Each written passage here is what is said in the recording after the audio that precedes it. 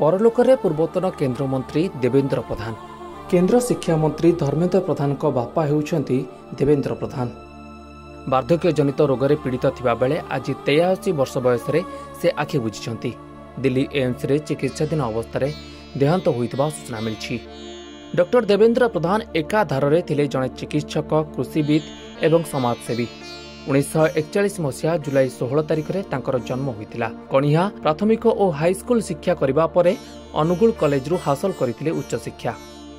1966 रे Cuttack SCB medical college रु MBBS degree हासिल करथिले देवेंद्र प्रधान। एहा परे तालचेर डेरा रे मेडिकल ऑफिसर भावरे आरंभ करथिले चाकरी जीवन। 1973 रे चाकरी स्वेच्छाकृत अवसर नैथिले। 1980 मसीह रे भाजपा रे जोग देइथिले डॉक्टर देवेंद्र प्रधान। 1980 रु 83 पर्यंत से भाजपा तालचेर मंडलर सभापति रहिथिले।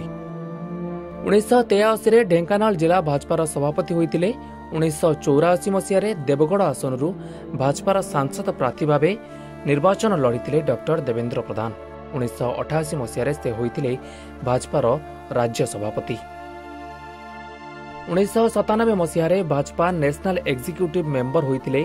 एहा परे 1998 रे देवगढ़ लोकसभा आसन रु सांसद भाव में निर्वाचित हेबा सह केन्द्र मंत्री मध्य होइथिले डॉक्टर देवेंद्र प्रधान। एहा परे 1999 मसीह रे पुणी देवगढ़ आसन रु सांसद भाव निर्वाचित हेबा सह केन्द्र मंत्री पाह्या मध्य पाइथिले।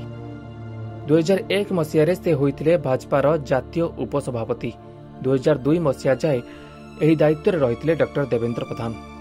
आज एभली जड़े व्यक्तित्व को हराई राजनीति जगत रे एवं भाजपा शिविर रे शोकर छाया खेली जाइछि।